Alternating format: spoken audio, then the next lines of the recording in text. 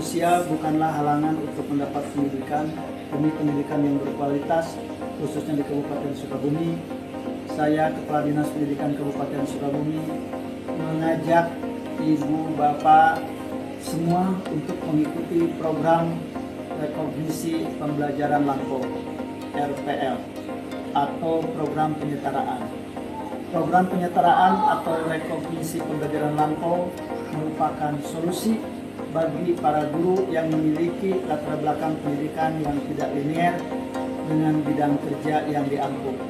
Penyelenggaraan perkuliahan ini ditempuh dengan cara sistem konversi pengakuan kredit atau SKS atas capaian pembelajaran atau melalui pengalaman kerja yang telah dimiliki, sehingga tidak perlu menempuh perkuliahan secara penuh.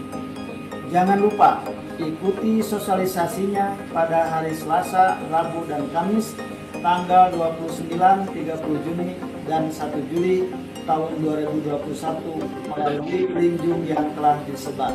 Wassalamualaikum warahmatullahi wabarakatuh.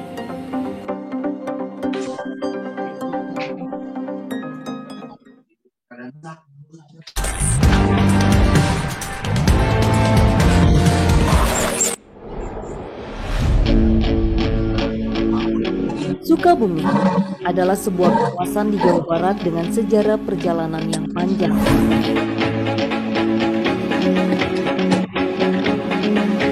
Dari tanah budaya subur terpelihara ini, Universitas Muhammadiyah Sukabumi lahir untuk menciptakan insan-insan cendekia berkarakter budaya luhur dan agamis.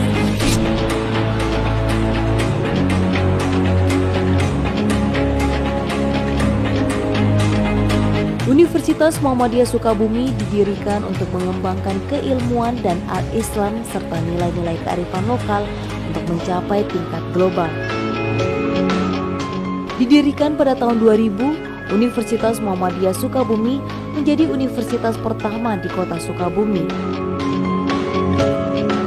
Universitas Muhammadiyah Sukabumi dalam akreditasi institusi yang pertama.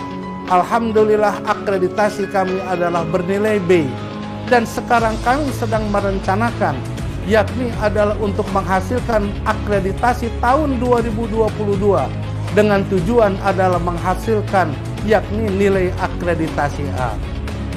Oleh karena demikian, kami menetapkan berbagai macam program. Salah satu program yang pertama, meningkatkan kualitas resources, sumber daya manusia dosen.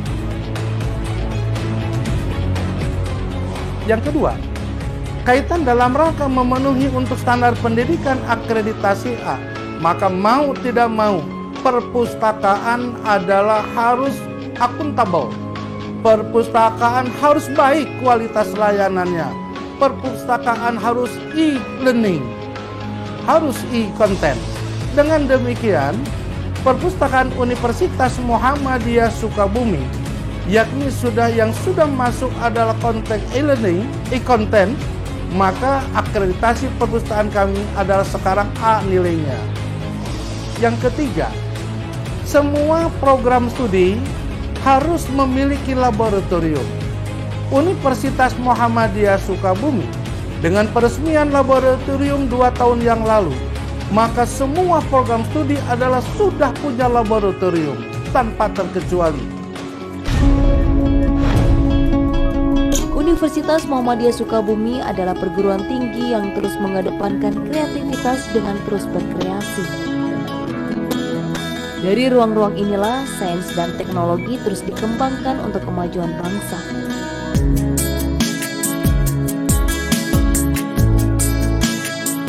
Para mahasiswa ini disiapkan untuk menjadi manusia-manusia unggul yang mampu mengintegrasikan sains dan teknologi dengan keislaman.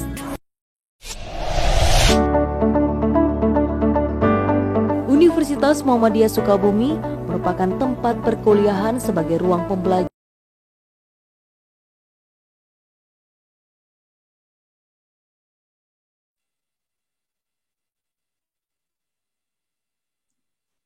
Mangga Pak, dicobi Pak.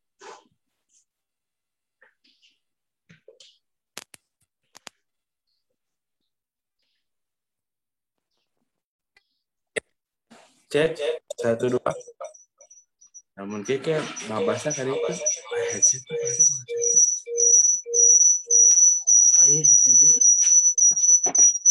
Cek, satu dua. Berdekatan kayaknya Pak, jadi ngahyeng.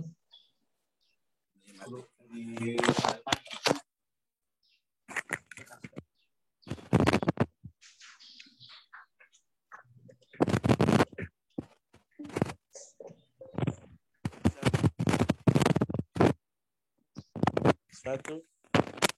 Cek. Cek satu, cek. Ada, lebat. Dua. Lebat.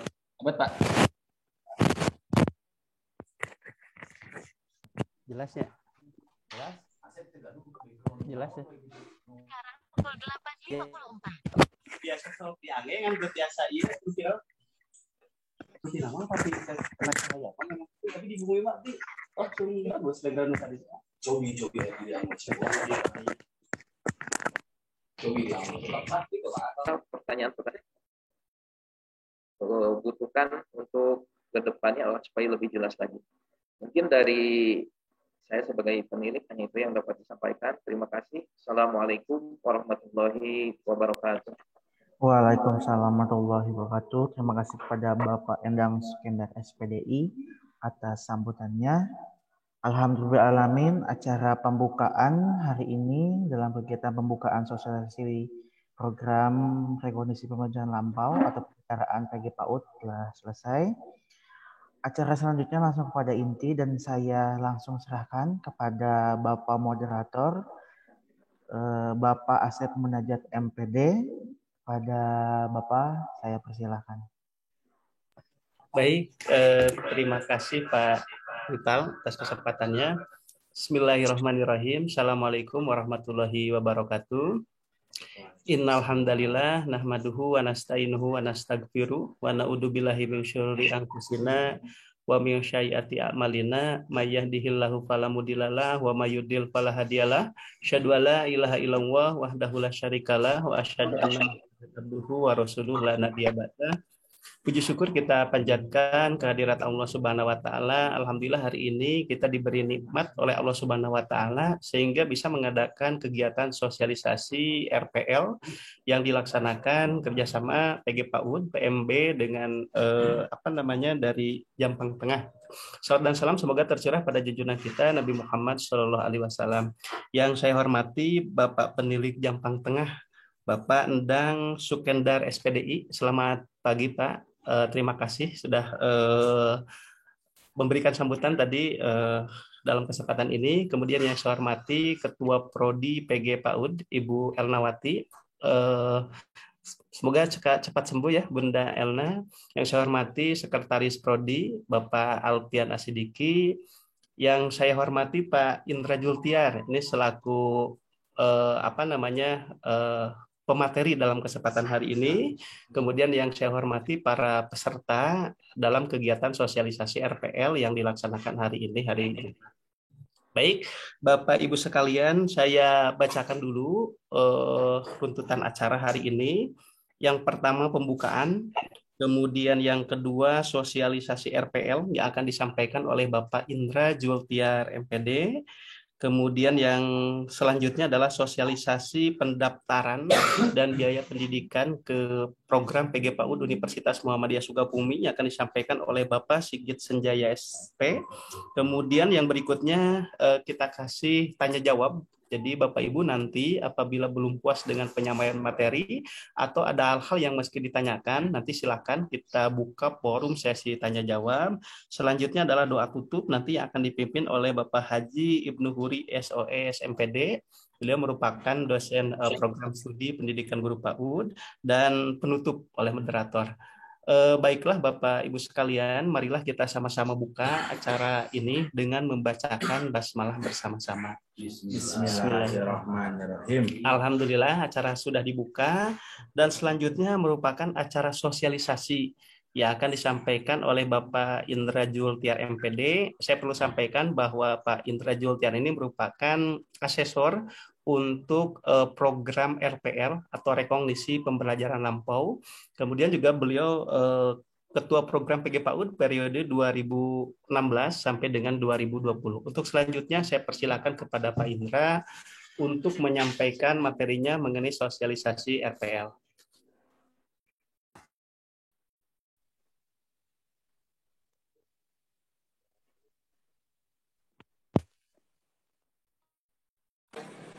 Sudah dengar?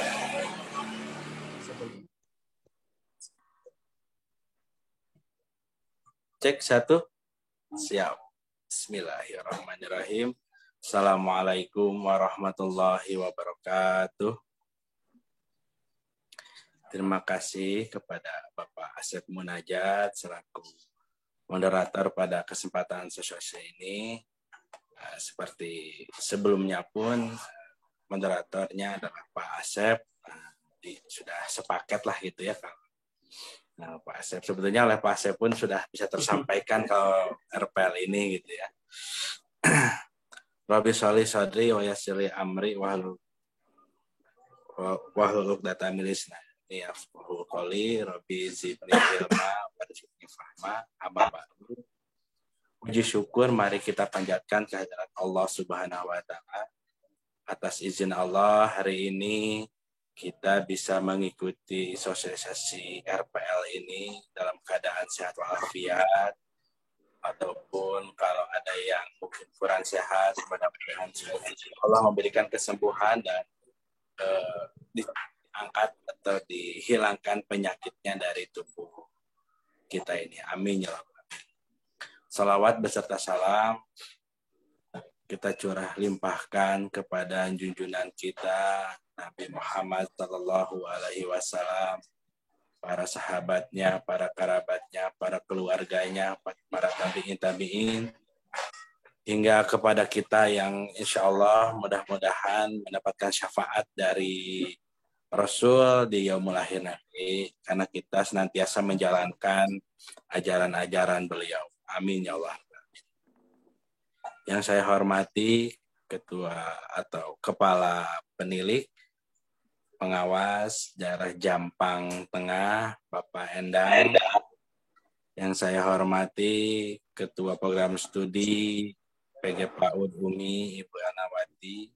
Yang saya hormati Bapak Alfian SPD, MPD yang selaku Sekretaris Program Studi PG PAUD Umi. Yang saya hormati Ibu dan Bapak yang hadir peserta sosialisasi pada hari ini. Izinkan saya untuk bisa menyampaikan beberapa informasi terkait dengan RPL. Yang sebelumnya mungkin sudah pernah saya sampaikan di tanggal 29 bulan yang lalu. Nah, ini alhamdulillah saya sangat berbahagia sekali, berarti ini bentuk respon dari peserta yang kemarin, ya, informasi awal yang sudah saya sampaikan, alhamdulillah direspon oleh wilayah Jampang Tengah. Insya Allah kalau sudah merespon gini, sekiranya mungkin ini adalah bentuk keseriusan atau bentuk niat ya yang untuk bisa melanjutkan ataupun menyetarakan pendidikannya menjadi sarjana pendidikan guru PAUD. Insya Allah pada hari ini pun materi yang disampaikan sama seperti yang minggu yang lalu. Cuman mungkin nanti kita akan lebih banyak di diskusinya yang lebih teknis, apa saja yang diperlukan, apa saja harus disiapkan, dan juga dokumen-dokumen apa saja yang bisa menjadi nilai tambah untuk direkognisi. Baik, Ibu dan Bapak yang saya hormati, akan saya mulai saja pada materi. Tadi kita mendengar istilah RPL. Nah, RPL itu apa sih? Nah, ini nih, RPL itu rekognisi pembelajaran lampau. Jadi merekognisi pembelajaran yang sudah Ibu dapatkan, baik itu dalam lingkup akademik maupun non-akademik. Jadi semua aktivitas ibu atau bapak guru nanti bisa dikognisi menjadi mata kuliah atau jumlah SKS yang akan diakui. Ya.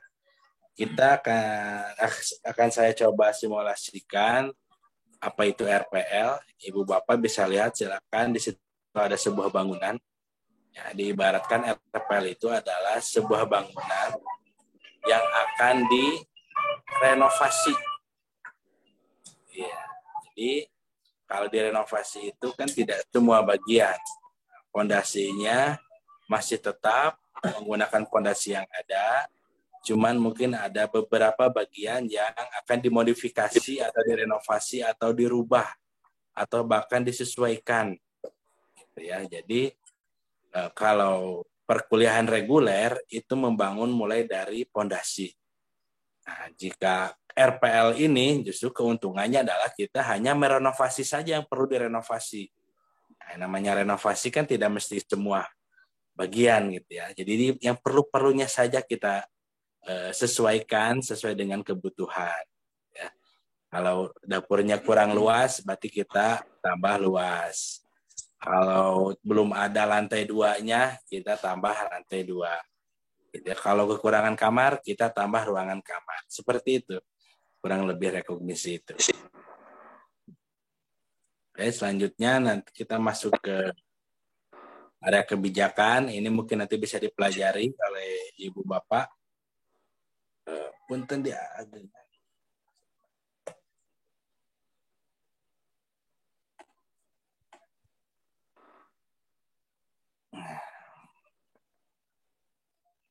Oke. Ini menurut Undang-Undang Pengakuan atas Capaian Pembelajaran, seseorang diperoleh dari pengalaman kerja, pendidikan non-formal, ataupun pendidikan informal ke dalam sektor pendidikan formal. Artinya, pembelajaran yang sebelumnya yang pernah Ibu Bapak dapatkan, baik itu secara akademik maupun non-akademik, baik itu diselenggarakan oleh pemerintah, ataupun dinas, ataupun pihak swasta, atau NGO itu maupun di lingkup lokal, nasional maupun internasional itu bisa diakui. Ya, jadi merekognisi aktivitas pendidikan non formal maupun informal ke dalam sektor pendidikan formal. Itu tentunya dengan beberapa dokumen-dokumen yang bisa dipertanggungjawabkan. Ya, ini dari kebijakannya bahwa bisa direkognisi. Artinya rekognisi itu pengakuan atas pengalaman yang sudah pernah dicapai. Adapun ini perguruan tinggi yang menyelenggarakannya adalah program tinggi studi yang telah terakreditasi minimal B. Dan ini pun kita tidak sembarangan karena kita pun meminta dulu izin, harus mendapatkan izin dari Kemenristek Dikti untuk bisa menyelenggarakan program RPL ini. Artinya nanti Ibu akan masuk ke Porlab Dikti. Artinya ini legal. Ibu nanti bisa cek secara online, masuk ke Porlab Dikti, cek NIM-nya, cek namanya, nanti akan muncul tercatat sebagai mahasiswa RPL. Jadi ini legal. Jadi bisa dipertanggungjawabkan. Ya, Ibu Bapak nanti bisa cek langsung. Ya. Jadi tidak abal-abal, dan ijazahnya pun nanti bisa dicek langsung. Ada nomor registrasi ijazah, nanti ketika Ibu sudah selesai program RPL ini, bisa langsung cek registrasi ijazahnya, muncul akan di Porlab Dikti. Jadi insya Allah ini legal, 100% legal. Tujuannya apa? Merekognisi RPL ini. Yang pertama, salah satu implementasi program pembelajaran sepanjang hayat. Ya, kalau kita menggaungkan lifelong learning, ya, pembelajaran sejalan hayat, sepanjang hayat, ini bentuk salah satu implementasinya. Kalau tadi Pak penilik menyampaikan gitu ya, ini bagi usia-usia yang sudah lewat gitu untuk melakukan pendidikan tinggi secara formal, ini ternyata bisa difasilitasi oleh pemerintah. Artinya pembelajaran ini mulai dari lahir sampai dengan akhir hayat itu masih bisa kita belajar. Yang kedua merupakan salah satu program pemerintah untuk meningkatkan jumlah angkatan kerja terdidik. Kita sering mendengar ada jenis-jenis tenaga kerja gitu ya. Ada yang terdidik tidak terlatih, ada yang terlatih tidak terdidik, ada yang terdidik dan terlatih, ada yang tidak terdidik tidak terlatih. Nah, kita mau yang mana nih? Nah, mudah-mudahan kita termasuk orang yang terdidik dan terlatih. Karena apa? Sasaran kita adalah anak-anak. Sasaran kita adalah manusia yang disiapkan untuk berkembang untuk masa depannya. Tidak mungkin kan kalau kita mengajar dengan kemampuan yang seadanya saja. Coba contoh aja ibu bapak mungkin yang ada di sini pasti akan memilih sekolah yang lebih baik. Ya, dilihat dari apanya? Pertama mungkin dari gurunya, yang kedua dari sarana-prasarananya. Pasti akan ada seleksi sebelumnya. Sebelum memasukkan, kita masukkan ke anak kita ke sekolah. Nah, ini pun sama gitu. Orang lain pun akan memandang kita sama gitu. Guruna merenang urusan SMP atau luna SMA gitu kan. Pasti akan menjadi penilaian tertentu untuk masyarakat. Apalagi masyarakat sekarang sudah pintar-pintar gitu ya. Menyeleksi sekolah untuk anaknya ingin yang terbaik. Walaupun berada di daerah gitu. Pilih-pilih gitu ya. Nah, itu siapkan lembaga kita supaya menjadi lembaga yang menjadi pilihan masyarakat. Yang ketiga, memberikan kesempatan belajar yang lebih luas bagi anggota masyarakat yang berpengalaman untuk memasuki perguruan tinggi tanpa pembatasan umur peserta didik melalui akselerasi dan efisiensi program pendidikan serta peningkatan fleksibilitas prosedur penerimaan mahasiswa. Artinya ini tidak ada batasan usia. Ya, dari usia mungkin 20 tahunan gitu, sampai dengan usia 60 tahun lebih juga boleh. Jadi boleh, tidak ada batasan usia untuk program RPL ini. Dan juga ini tadi meningkatkan fleksibilitas prosedur penerimaan mahasiswa. Jika memang senormalnya gitu ya untuk daftar registrasi mahasiswa reguler itu biasanya habis mah izin terus sepuh gitu nya kayak gabung sareng anu muda-muda gitu. Nah, ini mah tidak ada gitu ya. Boleh silakan melalui jalur mana saja. Nah, dan juga penerimanya multi entry. Jadi boleh masuk di berbagai dibuka oleh pemerintah itu beberapa slot gitu ya. Selain reguler, non-reg juga ada RPL ini. Itu untuk membuka perluasan akses pendidikan untuk masyarakat.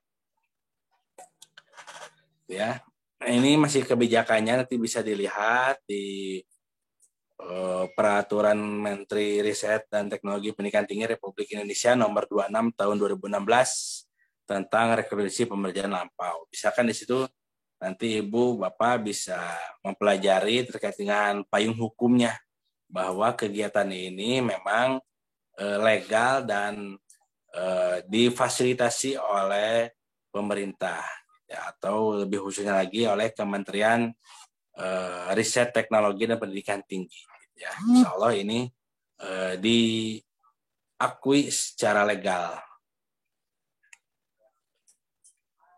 Oke, kalau tadi kita berbicara dengan kebijakan, kita masuk ke apa sih RPL itu.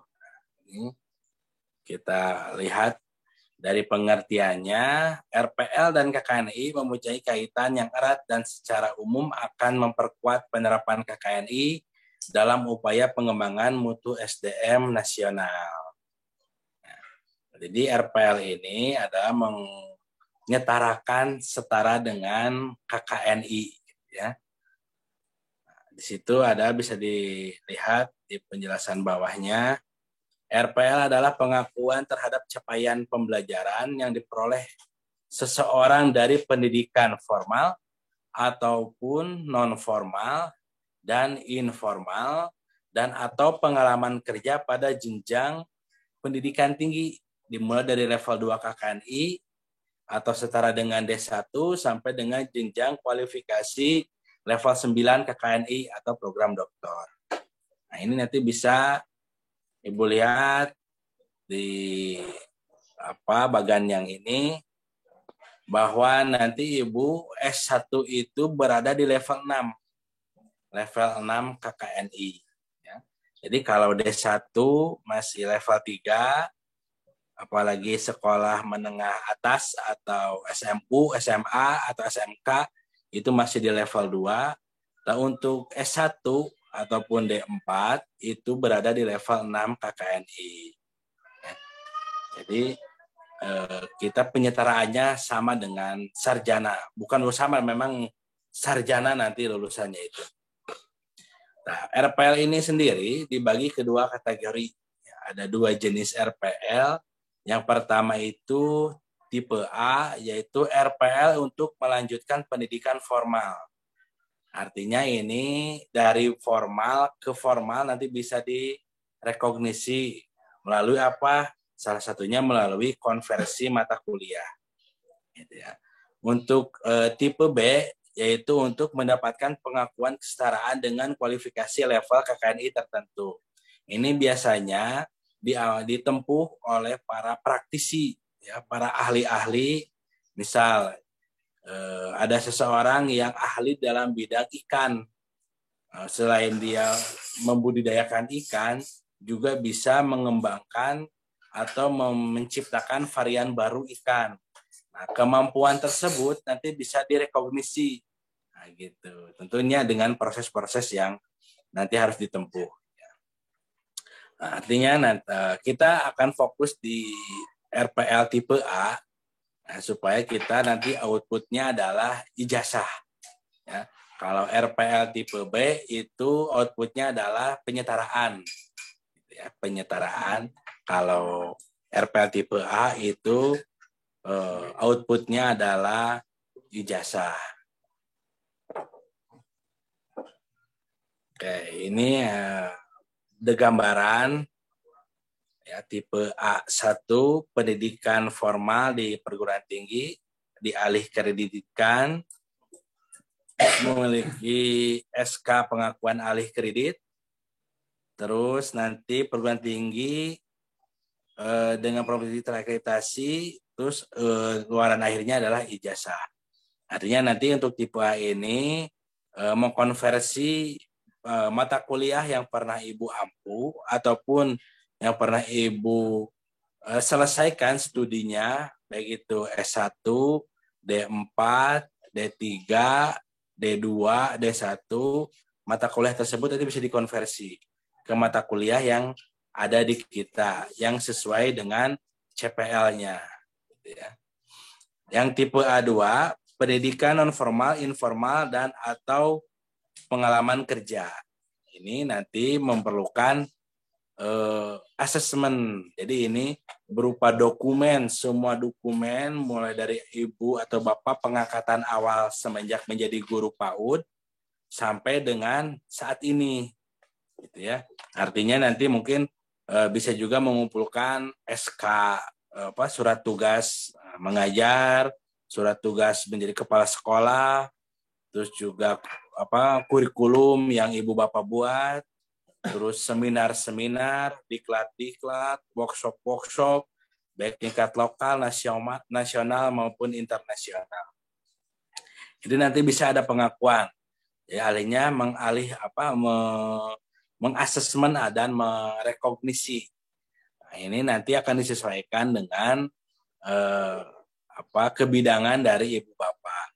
Ini bisa nanti untuk kepala sekolah, guru, operator, pengelola, gitu ya, dan lain-lain yang berkaitan dengan khususnya kita di program studi kepaudan, gitu ya.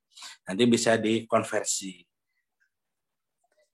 Hasil pengakuannya itu pengakuan jumlah SKS dan mata kuliah yang diakui.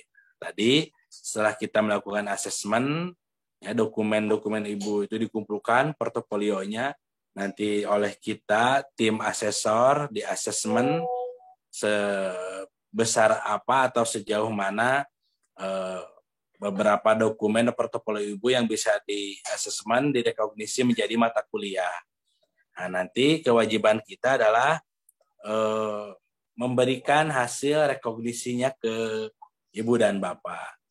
Nah, nanti akan lebih teknis lagi dijelaskan pada slide berikutnya. Kayak ini mekanismenya ibu bapak terkait dengan RPL.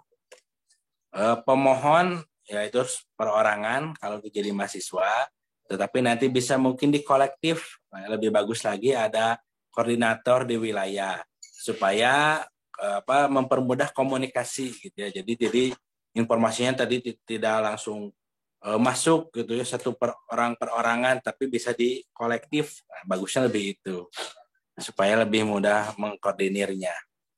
Yang berikutnya melakukan konsultasi dengan tim RPL pada PT yang dituju. Nanti boleh ibu bapak yang sudah punya niat nih, minat untuk bisa mengikuti RPL, bisa konsultasi dulu. Ya, bisa konsultasi dulu, menanyakan bagaimana langkahnya, ataupun hal-hal yang yang akan ibu pertanyakan, boleh ke kami gitu ya. Boleh bisa ketemu, mungkin kalau memungkinkan, kalau tidak pun bisa via WA ataupun telepon.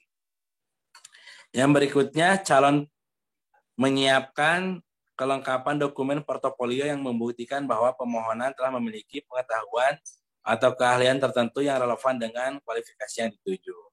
Nah, ini yang portofolio tadi.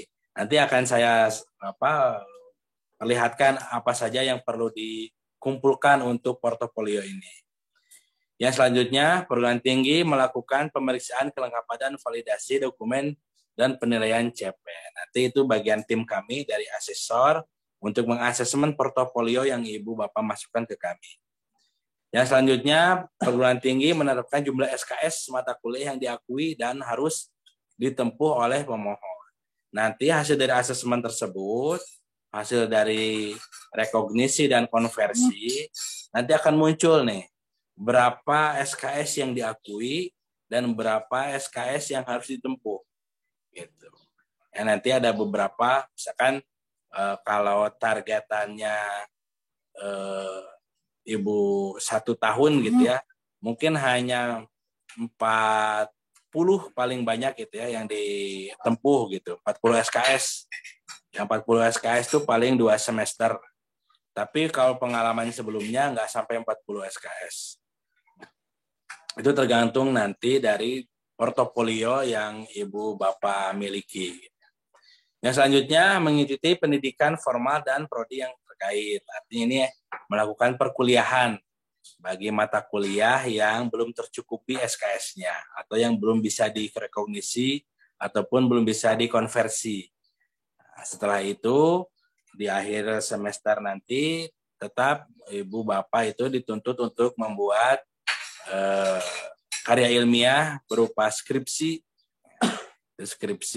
selama 1 semester.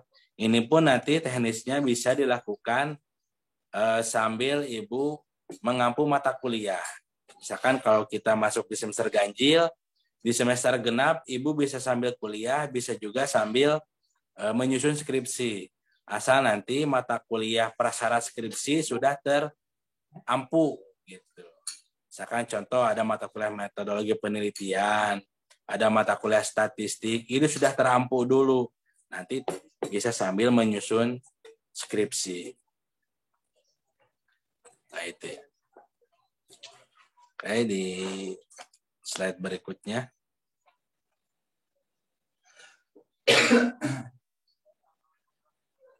Bentar. Oke. Pak Asep bisa ditolong slide berikutnya?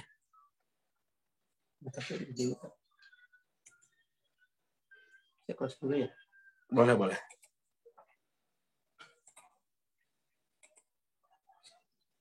Ini. Iya.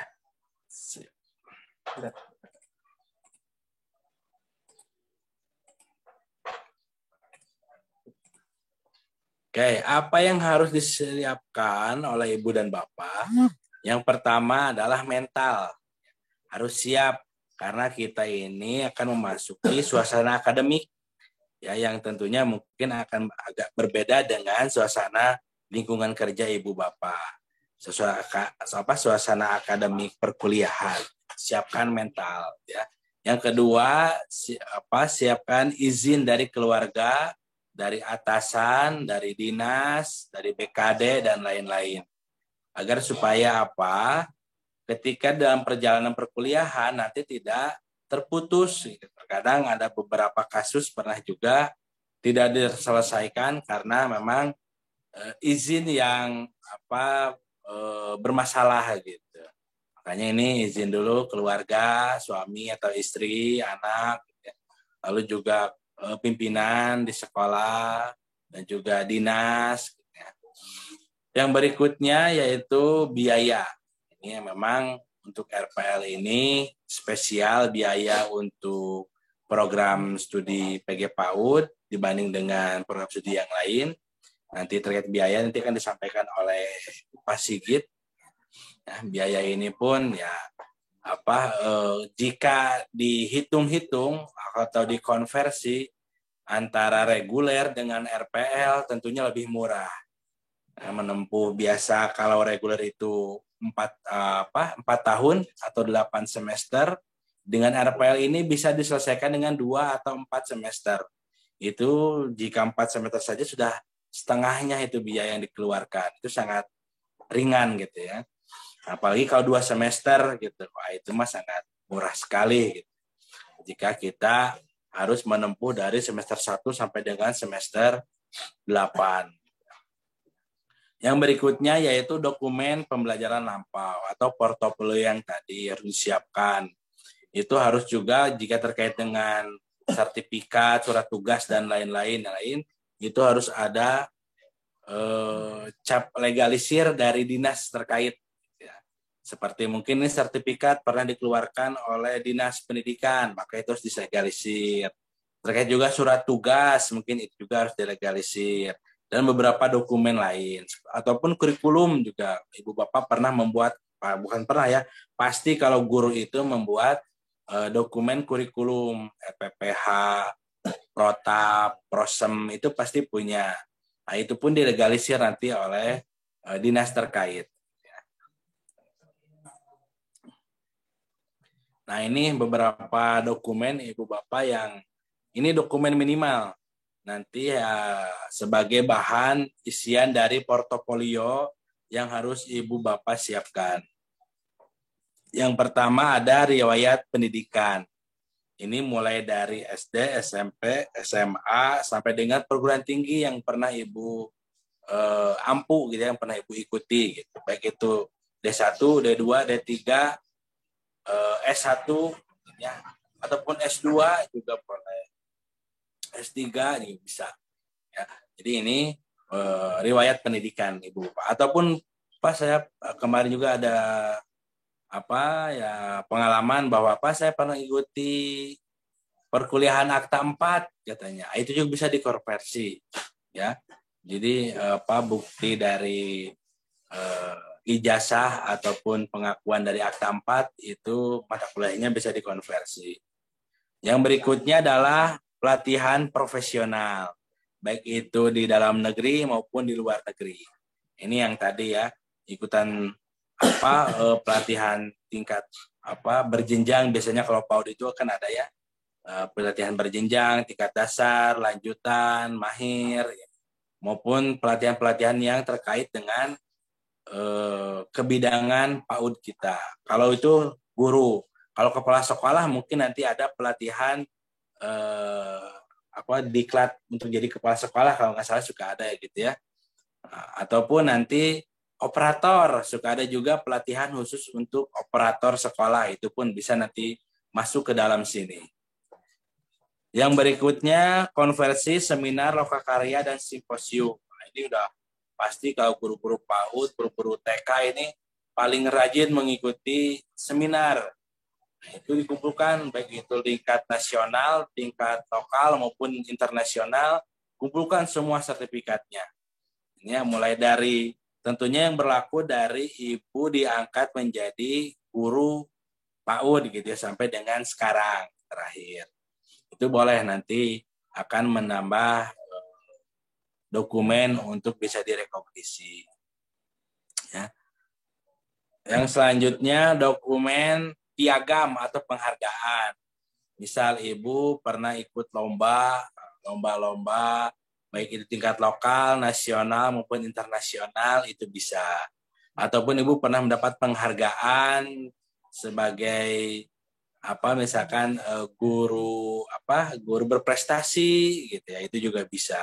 Ini piagam ini yang berlaku atau yang berkaitan dengan kebidangan ibu sebagai guru PAUD ya, atau sebagai lingkup kerja ibu atau bapak ya. Jadi yang lomba-lomba di luar itu tidak akan terakui gitu. Misalkan ibu pernah juara lomba tumpeng tingkat RT, mungkin itu kurang relevan dengan kebidangan kepaudan. Tetapi ini yang berkaitan dengan kepaudan ya.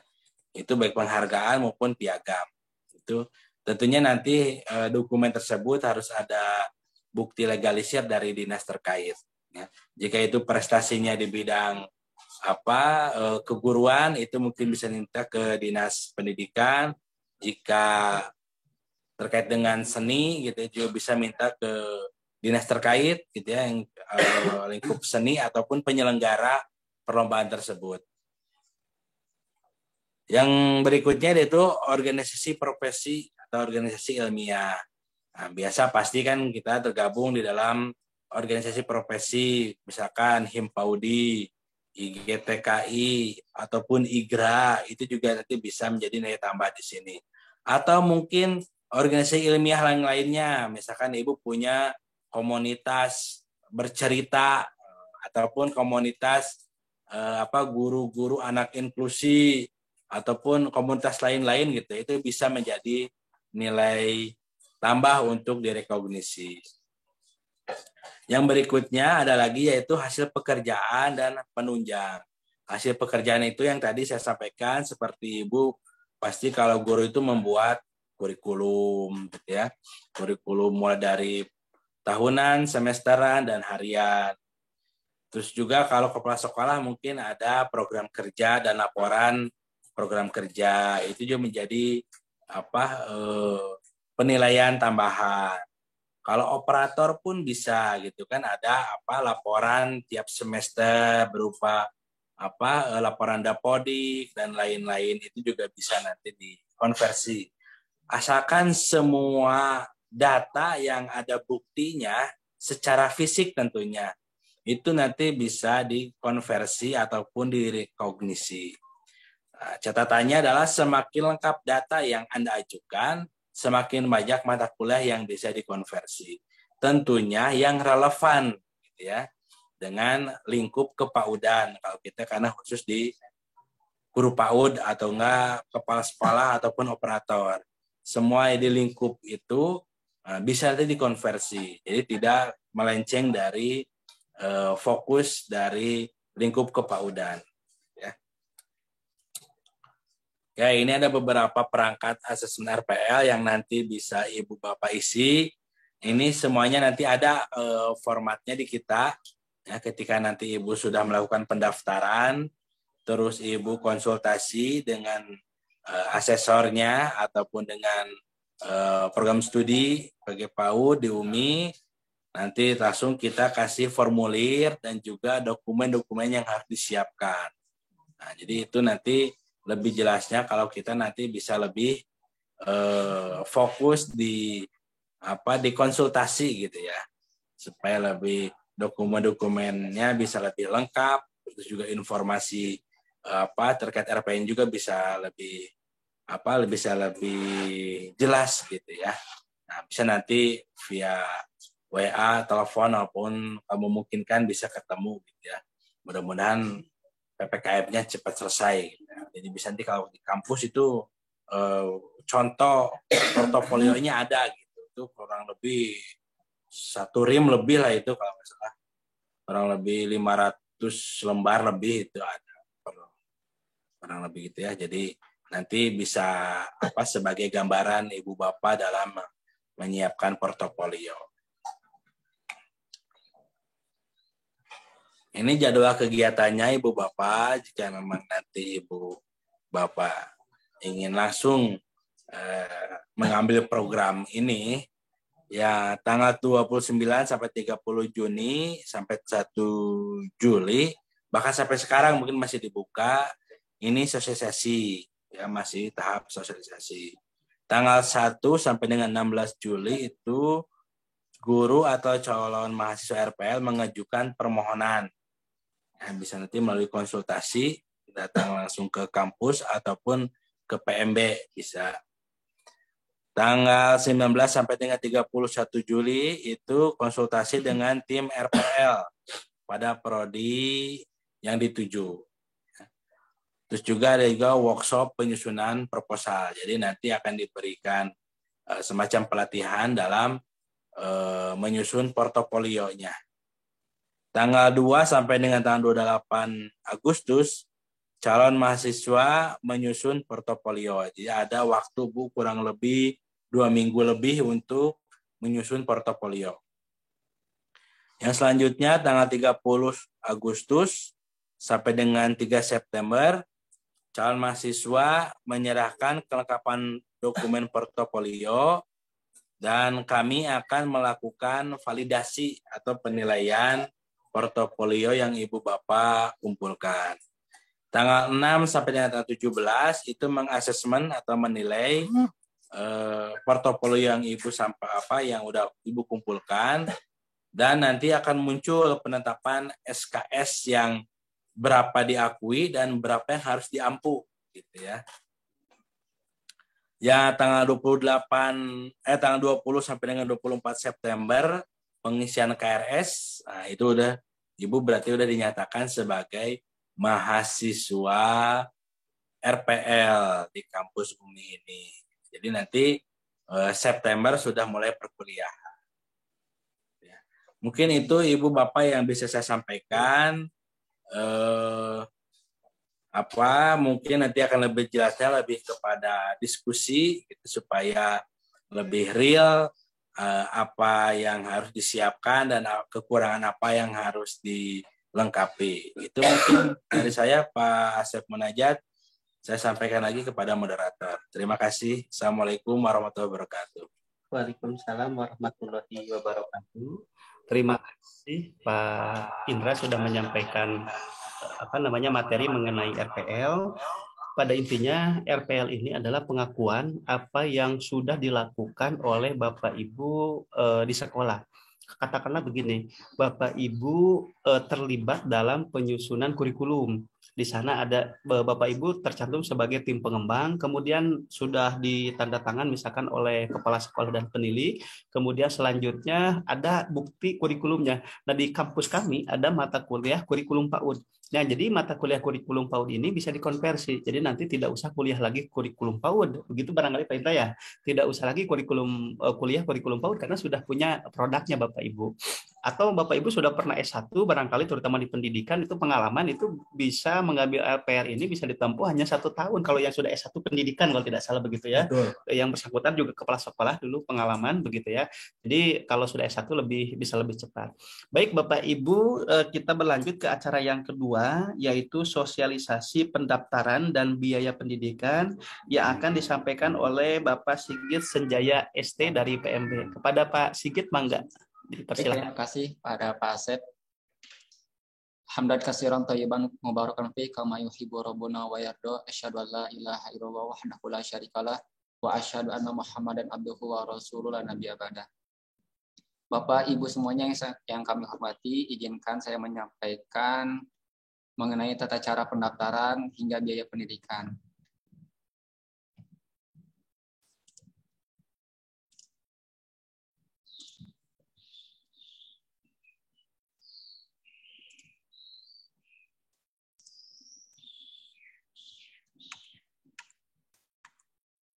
Bapak Ibu semuanya, untuk program sosialisasi mungkin kita sedang dilaksanakan.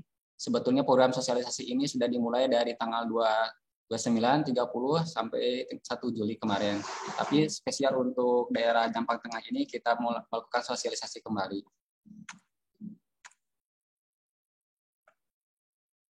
Karena sekarang kondisinya lagi PPKM, mungkin Bapak Ibu bisa melakukan pendaftaran online dari tanggal 1 sampai tanggal 16 Juli 2021. Jadi untuk daftar online ini Bapak Ibu nanti hanya mengisi biodata saja. Ketika nanti form sebagainya nanti bisa diisi lebih lanjut. Kemudian nanti akan ada konsultasi dan workshop penyusunan portofolio dari tanggal 19 sampai 30 Juli. Mungkin tadi sudah disampaikan juga sama Pak Indra. Kemudian ada penyusunan portofolio dari 2 sampai 28 Agustus 2021.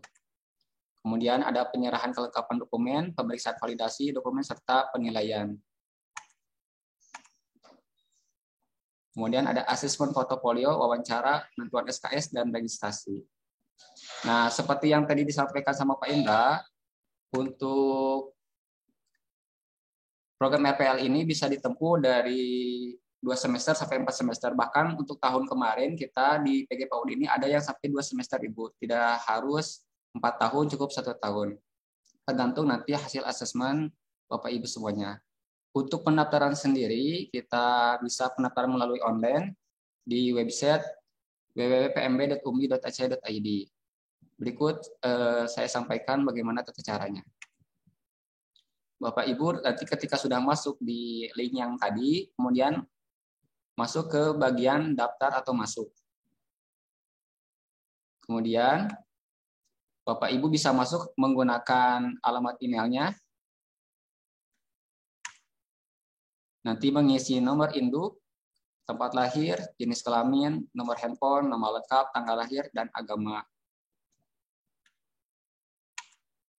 Kemudian nanti nama sekolah asal, misalkan Bapak Ibu lulusan dari mana, jurusannya dulu jurusan apa, kemudian provinsi sekolahnya berasal dari mana, tahun lulusnya kapan, kemudian ini apabila ada prestasi yang pernah didapat. Nanti pilih jurusannya, tentu saja pilih PG PAUD, ini juga PG PAUD saja. Kemudian kelasnya, nanti kelas kuliahnya pilihan RPL, nanti ada reguler, non-reguler, dan Bapak Ibu semua mungkin memilih untuk kelas kuliah RPL. Kemudian untuk jalur masuknya non-KIP. Nanti akan ada review data, Bapak Ibu, kemudian apabila sudah benar, Bapak Ibu bisa melanjutkan kirim dan selesaikan. Apabila ternyata ada yang salah, Bapak Ibu bisa perbaharui. Pendaftarannya untuk program RPL ini sebesar 202.000 saja, Bapak Ibu. Bisa ditransfer ke nomor virtual account-nya. Tata caranya nanti ada di bisa di sini. Jadi ini misalkan transfer bank Syariah Mandiri. Ini nomor virtual account-nya. 900 adalah kode bank BSM-nya, ini nomor UMI-nya, dan nomor virtual account Ibu ini bisa menggunakan bank apapun. Ya, lebih mudah menggunakan BSM atau BSI sekarang. Ini ada tata caranya apabila menggunakan BSI, mobile banking, apabila menggunakan ATM BSI, kemudian apabila menggunakan bank lain. Semuanya ada tata caranya, Bapak Ibu, nanti mungkin slide-nya saya akan kirimkan.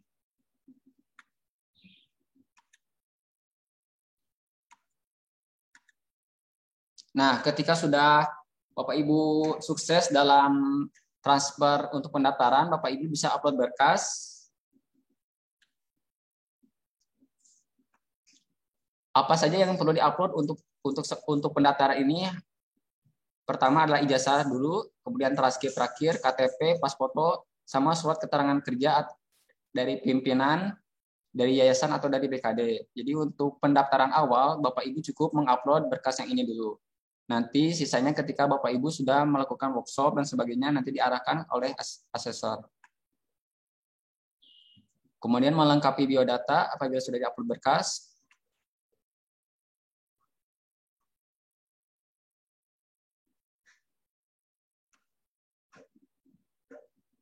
Apabila sudah selesai, Bapak Ibu klik simpan. Nah, ini yang spesial dari program RPL ini. Untuk pada umumnya, program RPL ini biaya pendidikannya semester 1 10.500.000 untuk total semester 1, kemudian untuk semester 2 dan seterusnya 4.350.000. Namun spesial untuk program studi PG PAUD ini kita dari UMI memberikan beasiswa untuk di tahun ini, belum tentu tahun depan, tapi di tahun ini kita memberikan beasiswa dari asalnya semester awal semester 1 itu 10.050.000, kemudian menjadi 5.400.000 di semester 1. Di semester 2 yang dulunya 4.350.000, kemudian setelah mendapatkan beasiswa, Bapak Ibu per semesternya hanya 2.350.000. Ya, ini khusus program studi PG PAUD.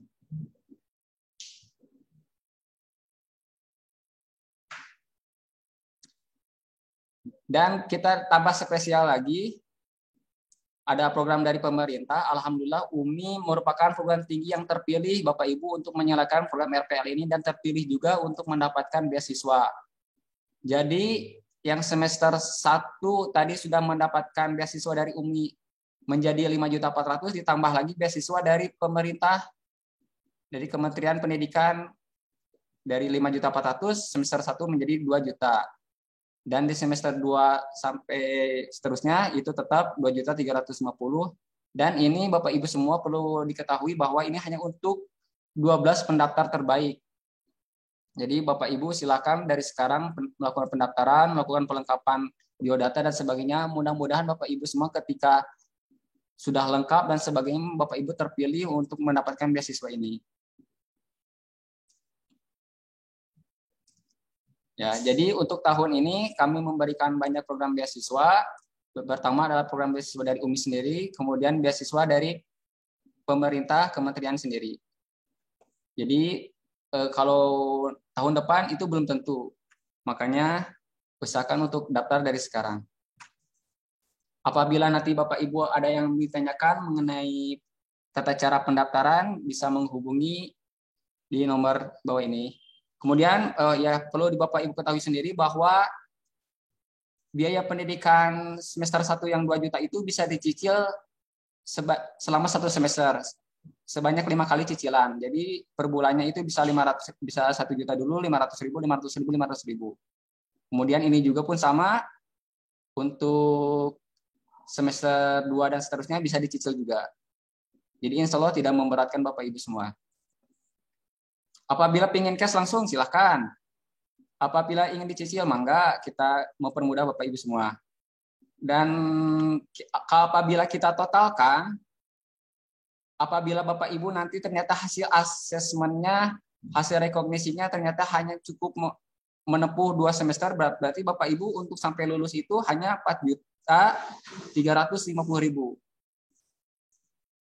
Ya, 2 juta ditambah 2.350.000, 4.350.000. Ini untuk 12 pendaftar terbaik. Apabila nanti Bapak Ibu ternyata hasil asesmennya harus menempuh 4 semester, berarti 2 juta ditambah 2.050.000 sekitar 9 juta Bapak Ibu. 9.050.000. Itu untuk 4 semester. Ini untuk 2 semester hanya 4.350.000. Apabila terpilih menjadi pendaftar terbaik, hanya ini kuotanya untuk 12 orang. Apabila ternyata Bapak Ibu tidak terpilih, maka biaya pendidikannya yang ini, yang tengah. Yang 5.400.000 untuk awal dan 2.350.000 untuk semester 2 dan seterusnya. Itu mungkin Bapak Ibu semua barangkali nanti ada yang ditanyakan di sesi tanya jawab, enggak? Insya Allah nanti slide ini akan saya sharekan.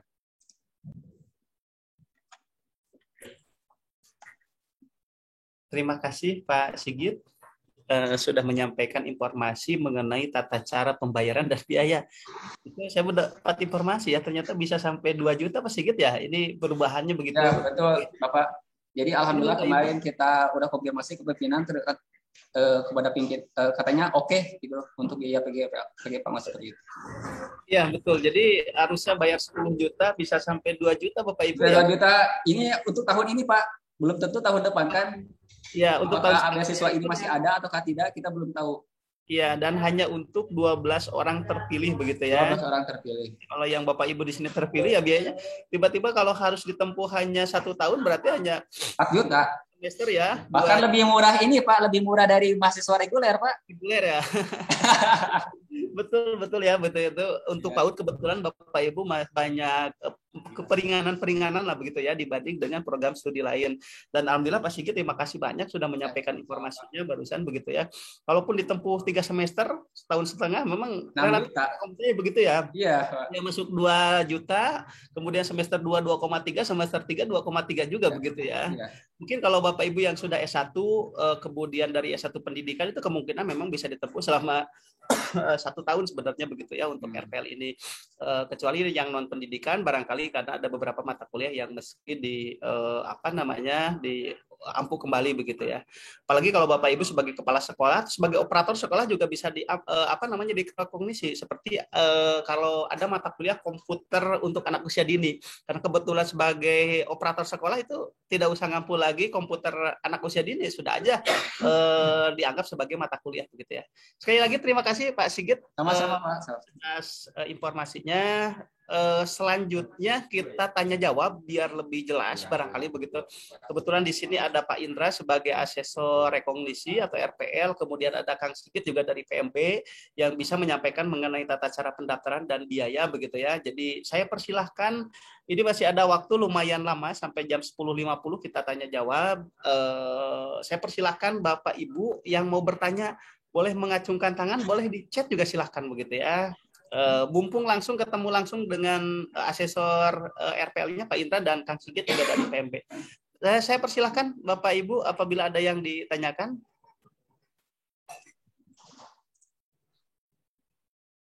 Apakah ada yang meski dibahas begitu ya atau yang ditanyakan Bapak Ibu, maka silahkan. Kita masih ada waktu untuk tanya jawab.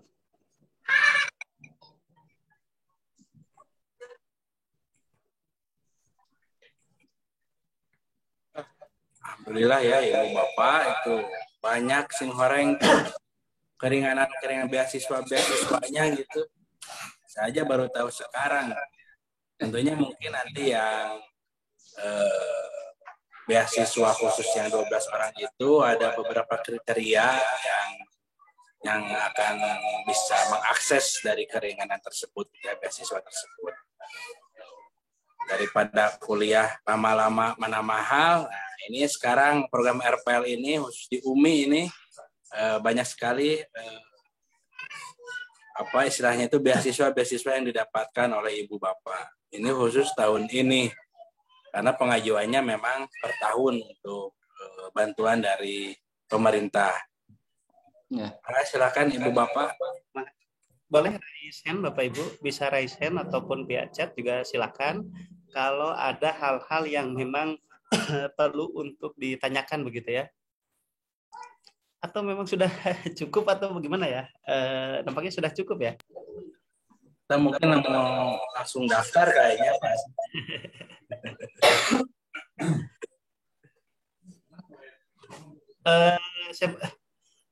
Saya persilakan sekali lagi Bapak Ibu apabila ada hal-hal yang memang perlu untuk didiskusikan atau dibicarakan.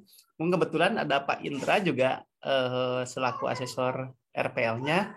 Kemudian Pak Sigit juga ini dari PMB yang memperoleh informasi-informasi baru mengenai pendaftaran dan pembiayaan di program studi pendidikan guru PAUD.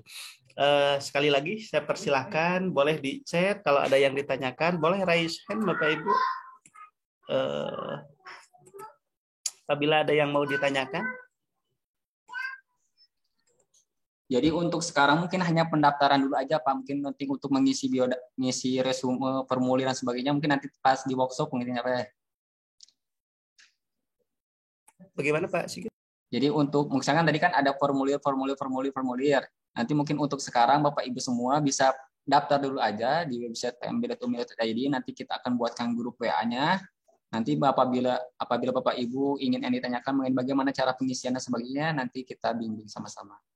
Ya, jadi barangkali kalau mau mendaftar, daftar aja dulu barangkali. Betul. Nanti ya, sambil dilengkapi kelengkapannya dan sebagainya, sambil cari-cari sertifikatnya yang dulu di mana dan sebagainya.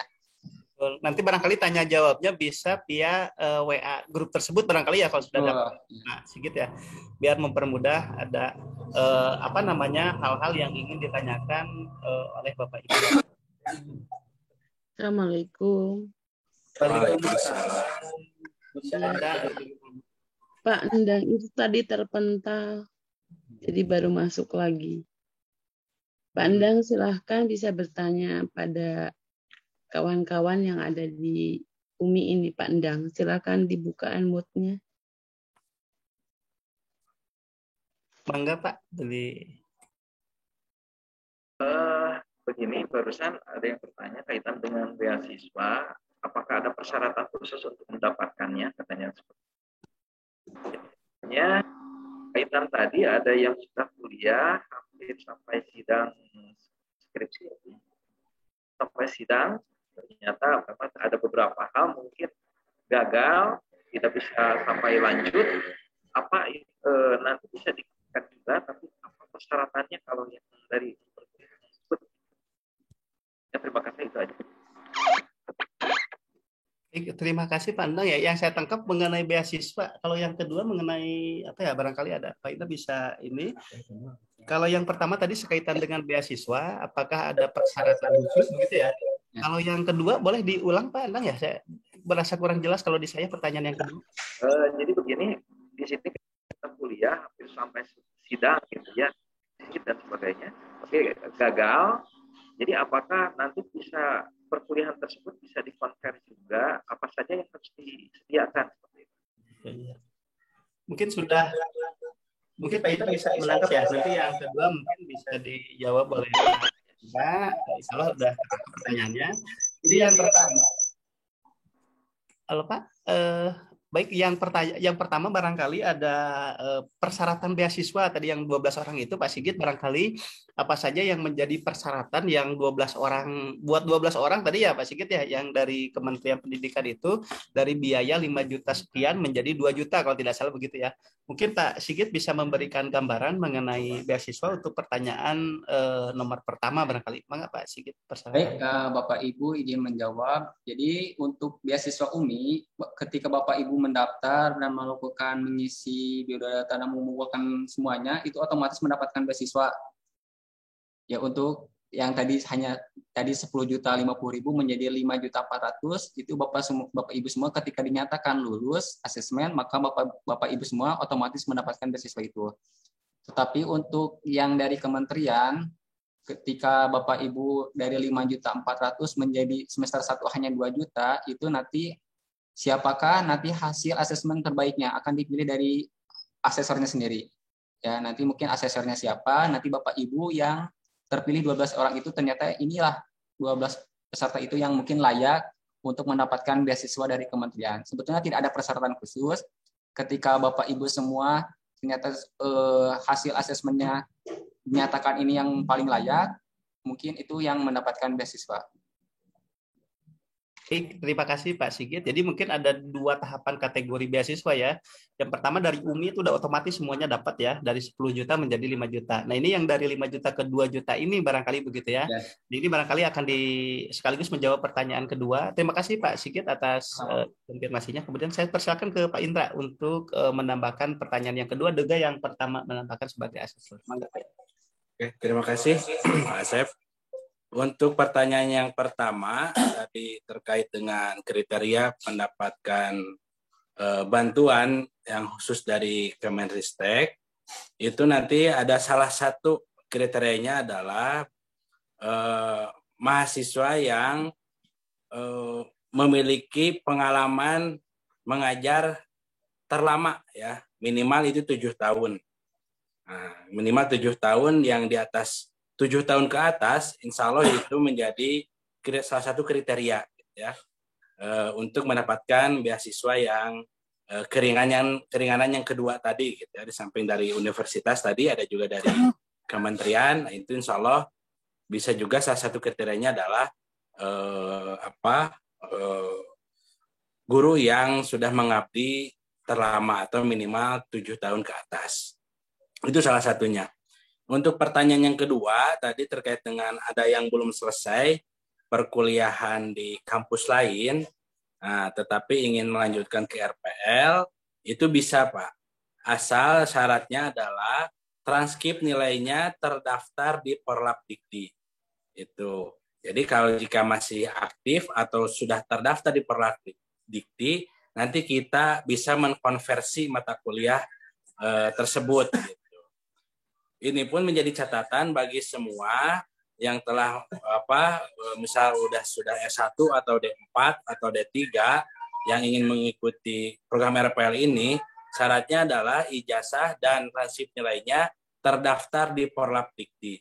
Karena ada beberapa pengalaman tahun lalu, ada juga yang calon mahasiswa mendaftar sebagai mahasiswa konversi, tetapi ketika dicek ijazah yang sebelumnya itu tidak terdaftar di Porlabdikti, dan itu kami tidak bisa memprosesnya.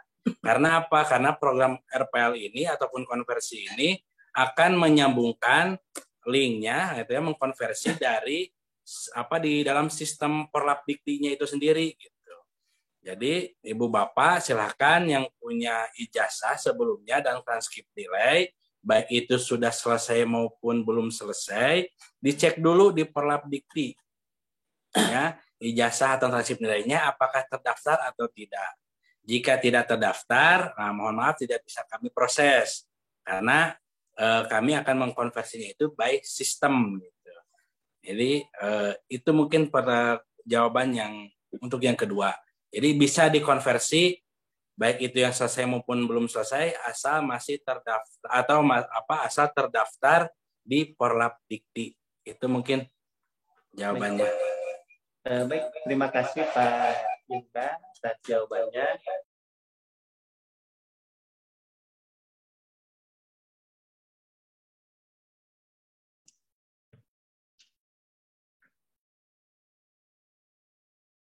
Ke mute Bang, kayaknya Pak. Ya baik, terima kasih, mohon maaf begitu. Terima kasih Pak Indra, Pak Sigit. Jadi untuk yang beasiswa tadi disampaikan oleh Pak Sigit bahwa kalau dari universitas barangkali tidak ada ketentuan secara khusus. Nah itu dikembalikan kepada asesor. Kemudian asesor membuat kriteria sendiri, barangkali tadi bahwasannya untuk yang mendapatkan beasiswa itu yang 12 tadi kriterianya adalah 7 tahun ke atas ya, begitu ya Pak Indra, begitu ya. Itu kriteria dari asesor. Kalau dari universitas ya sudah menyerahkan kepada ini, begitu ya barangkali Pak Sigit ya kalau ininya. Kemudian yang kedua, Bapak Ibu ini sedang kuliah di kampus lain misalkan begitu ya, dipastikan bahwa Bapak Ibu kampus itu terdaftar di Porlabdikti. Kalau tidak terdaftar di Porlabdikti berarti nanti tidak bisa dikonversi. Tetapi kalau misalkan terdaftar di Porlabdikti itu bisa dikonversi mata kuliahnya.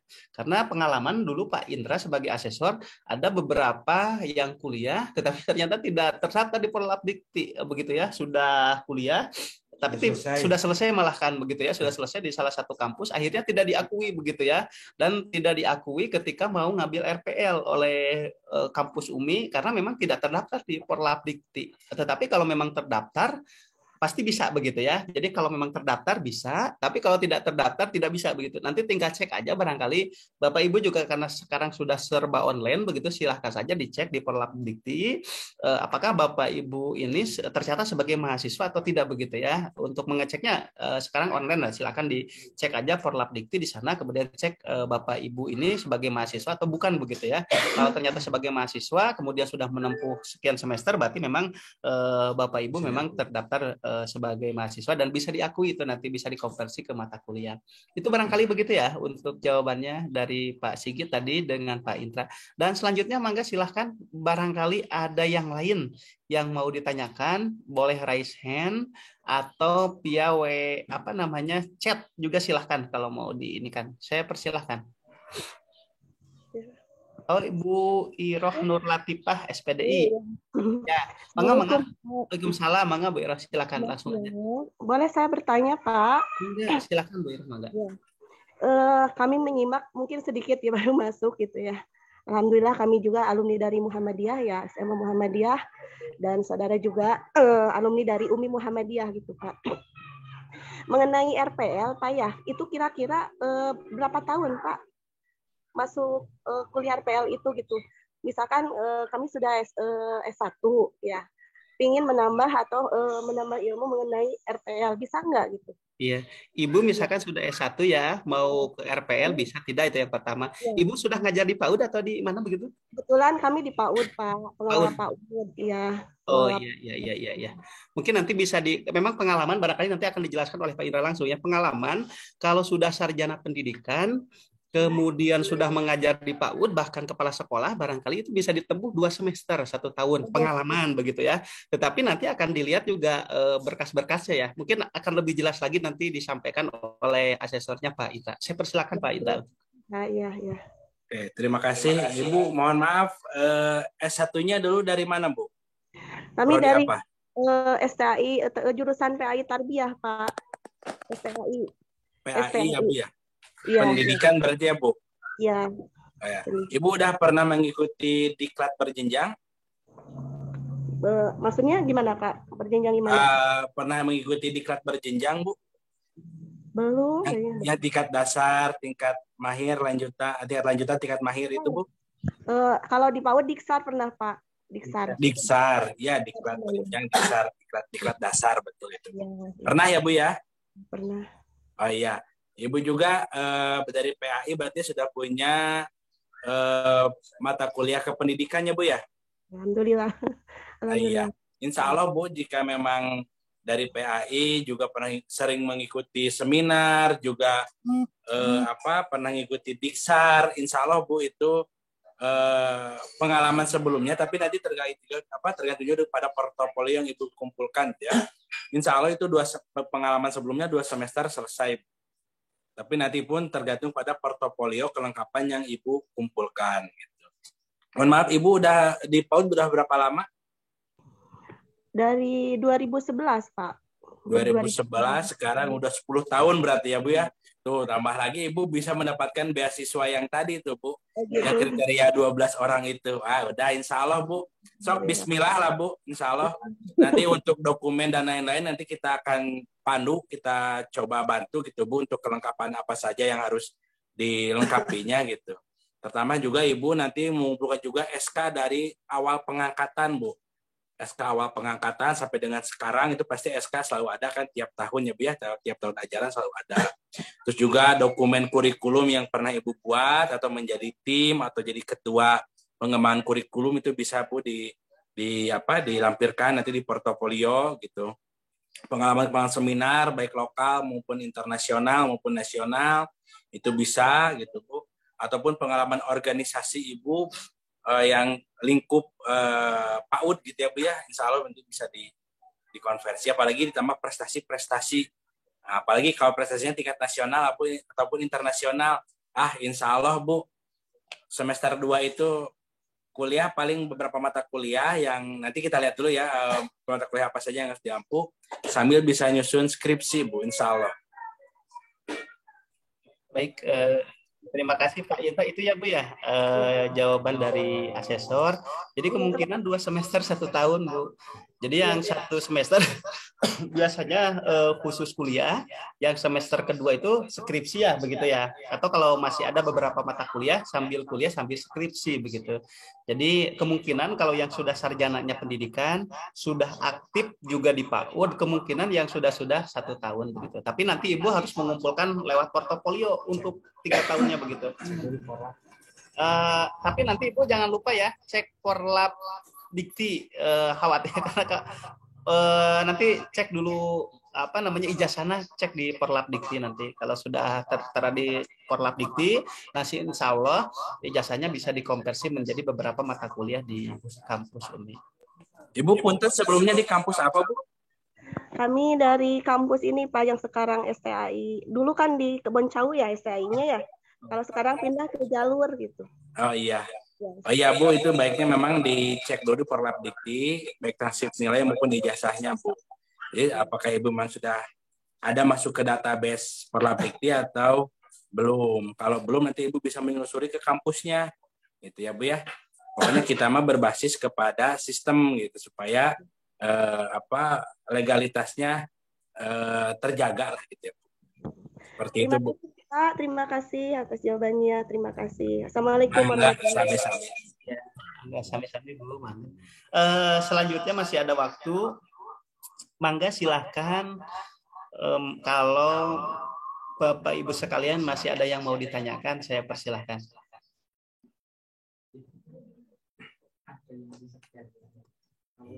Apakah masih ada yang meski ditanyakan atau dibicarakan, atau memang sudah sangat jelas begitu?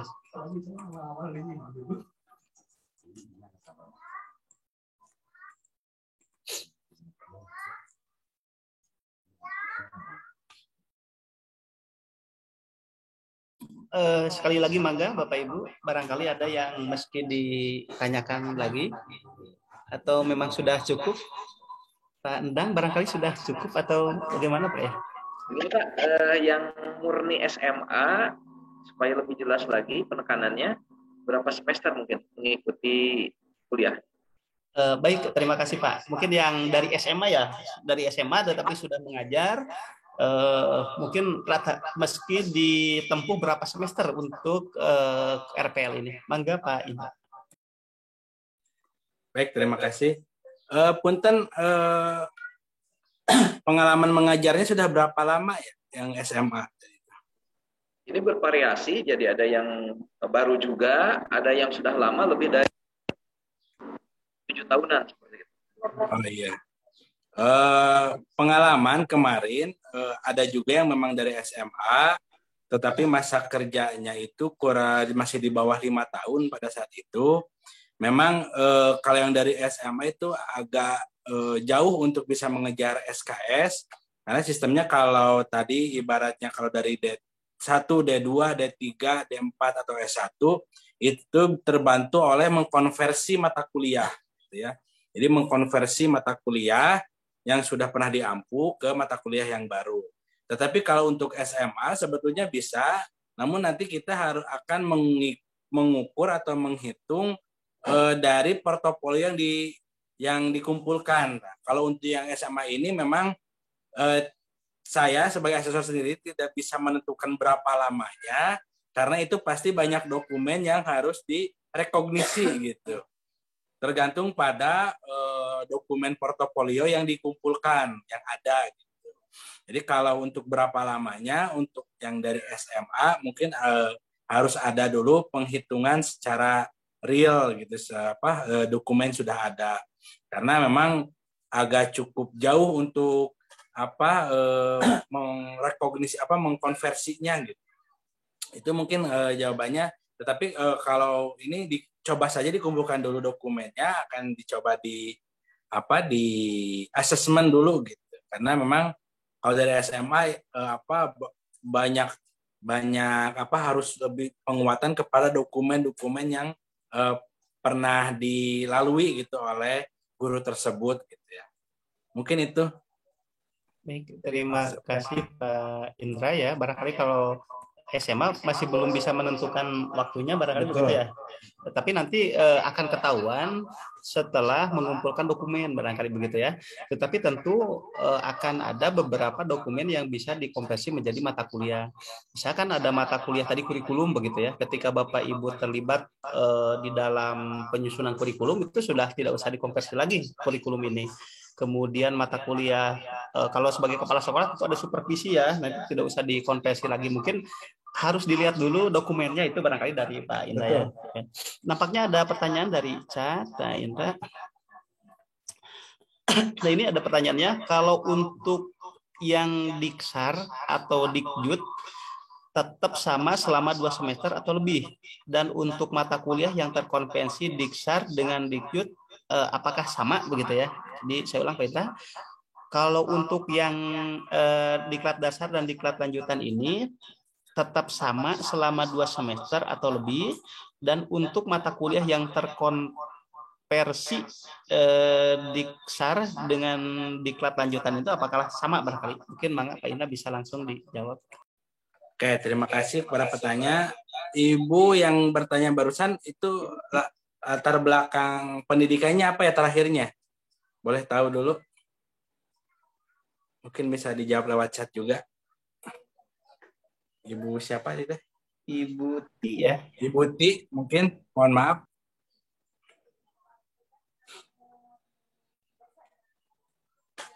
Oke, sambil menunggu mungkin akan saya jelaskan terkait dengan hasil dari Diksar dan diklat lanjutan itu memang bisa dikonversi, tetapi dengan tambahan dokumen penguat saja gitu. Artinya ini kan akan berbeda bobot SKS-nya ketika mata kuliah dengan poin dari apa itu namanya materi pelatihan gitu ya. Itu beda bobotnya. Namun biasanya itu dilengkapi dengan beberapa dokumen tambahan sebagai pelengkapnya gitu. Insya Allah bisa dikonversi Bu untuk tingkat dasar dan tingkat lanjutan dengan catatan hanya menambah nanti beberapa dokumen. Oh ya, untuk setiap aktivitas itu baik tadi hasil seminar, workshop, lokakarya maupun diklat dasar, diklat lanjutan atau diklat mahir dan lain sebagainya. Jika memang nanti ada yang kurang memenuhi SKS, nanti bisa ditempuh dengan beberapa cara. Yang pertama bisa dengan wawancara, yang kedua bisa dengan ujian tertulis, yang ketiga bisa dengan praktek, gitu ya. Praktek, yang berikutnya itu bisa dengan melengkapi dokumen penguat, gitu ya. Gitu, bisa seperti itu. Jadi nanti pun ketika masih ada kurang lagi, nanti ada matrikulasi sebagai pemenuhan dari SKS yang kurang gitu. Karena kan setiap mata kuliah itu bobot SKS-nya berbeda-beda. Ada yang 1 SKS, ada yang 2 SKS, ada yang 3 SKS, ada yang 4 SKS, 5, 6 dan seterusnya. Nah, nanti dilihat apakah Diksar ini memenuhi berapa SKS. Nah, jika kurang nanti ini kurang sedikit nih. Mungkin nanti bisa dengan tes tulis atau tes wawancara atau mungkin dengan matrikulasi gitu untuk memenuhi SKS tersebut. Atau mungkin nanti dari beberapa mata kuliah ada yang kurangnya cuma sedikit, nanti bisa sekaligus aja matrikulasi semuanya sehingga bisa terpenuhi SKS-nya. Gitu mungkin karena mata diklat dengan mata kuliah itu biasanya bobotnya agak berbeda gitu ya.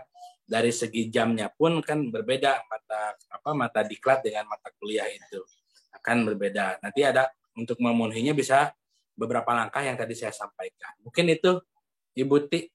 Ya, terima kasih Pak Indra ya. Itu terima kasih juga dari Ibu Ti ya, betul ya Ibu Ti begitu. Biar takut saya salah juga begitu ya. Baik, satu penanya lagi nih. Bu, masih ada waktu untuk satu penanya. Saya persilakan barangkali masih ada yang mau ditanyakan. Ini pertanyaan boleh raise hand atau boleh juga via chat begitu.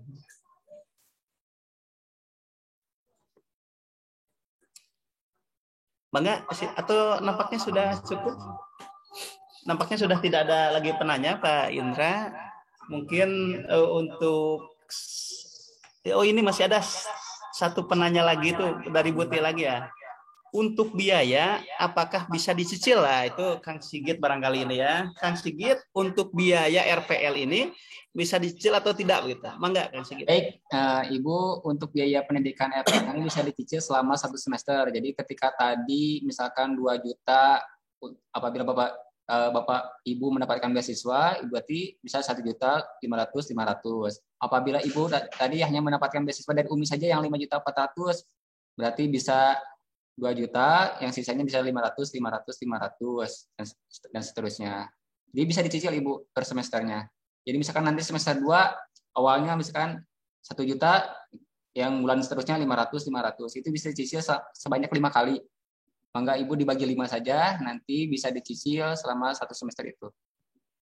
Ya, terima kasih Kang Sigit. Jadi biasa dicicil selama 5 kali. Kalau kebetulan Ibu dapat beasiswa Buti ini berarti 2 juta tadi, berarti 1 juta 400 begitu ya. Atau yang semester 2-nya 2.300.000, silakan 1 juta 500, 300 barangkali bisa 5 kali ya Kang Pak Sigit begitu ya untuk ini. Jadi bisa dicicil. Terima kasih katanya dari Ibu Sri Pak Sigit. Ini mengapa itu? Menambahkan juga Ibu Bapak untuk teknis pembelajaran tadi tersinggung, belum ada yang belum disinggung ya. Untuk teknis pembelajaran karena sekarang masih dalam pandemi, sekiranya mungkin itu bisa dilakukan perkuliahan itu melalui perkuliahan online.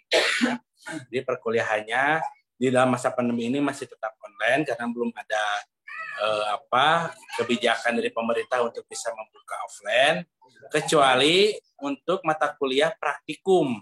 Ya, untuk mata kuliah praktikum itu mungkin nanti bisa kita lakukan di kampus, tentunya dengan mematuhi protokol kesehatan dan juga nanti kita meminta izin kepada Satgas COVID yang ada di kampus. Itu untuk mata kuliah praktikum. Contohnya seperti ada mata kuliah seni tari, seni rupa, seni musik, pagelaran seni, media pembelajaran. Mungkin itu kalau media pembelajaran biasanya ada teori dan ada praktek gitu ya.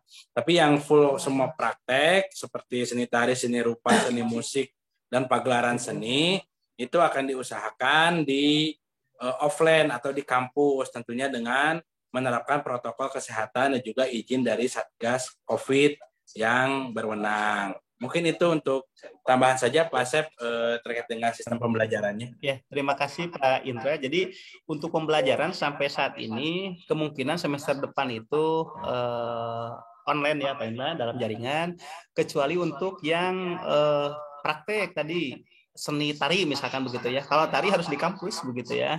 Kemudian seni rupa, seni tari terutama begitu ya, itu harus dilaksanakan di kampus. Itu aja barangkali ya Bapak Ibu.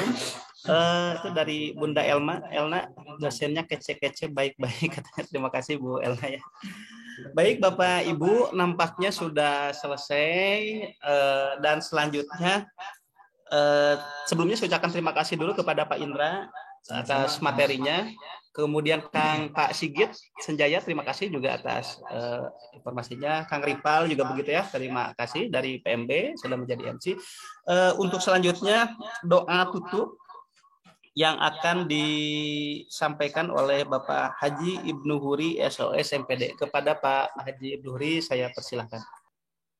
Mangga aku mohon Pak Asep. Apa kedengaran suara saya? Bismillahirrahmanirrahim. Bapak Ibu sekalian yang dimuliakan oleh Allah, sebelum kita akhiri kegiatan kita hari ini, marilah kita sejenak bersama-sama untuk menundukkan kepala dan bermunajat kepada Allah Subhanahu wa Ta'ala agar kegiatan yang telah kita lakukan hari ini dapat berkah dan keridhaan dari Allah Subhanahu wa Ta'ala, dan mudah-mudahan menjadikan manfaat dan kebaikan buat kita semua. Amin. Bismillahirrahmanirrahim. Allahumma inni as'aluka min khairi kullihi wa ajlihi wa ajlihi ma alimtu minhu wa ma lam a'lam wa a'udhu bika min syarri kullihi wa ajlihi wa ajlihi ma alimtu minhu wa ma lam a'lam. Allahumma inni as'aluka min khairi ma sa'alaka abduka wa nabiyyuka wa a'udhu bika min syarri ma ada bihi abduka wa nabiyyuka. Allahumma inni as'aluka jannah wa ma qaraba ilayya min qawlin aw amalin wa a'udhu bika minan nar wa ma qaraba ilayya min qawlin wa awman wa as'aluka taj'alna kulla qada'in qada'itahu li khairi. Allahumma ghfirli khati'ati wa jahli wa israfi bi amri wa ma anta a'lamu bihi minni. Allahumma ghfirli jiddi wa hasli wa khata'i wa amli wa kullu zalika indi. Rabbana atina fid dunya hasanah wa fil akhirati hasanah wa qina adzabannar. Wadkhilna jannata ma'al abrar ya aziz ya ghafar ya rabbal alamin.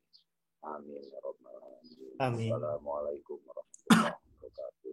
Waalaikumsalam warahmatullahi wabarakatuh. Terima kasih Pak Huri, Pak Haji Huri sudah memimpin doa. Namun ada tambahan dari Pak Indra, saya persilakan Pak Indra.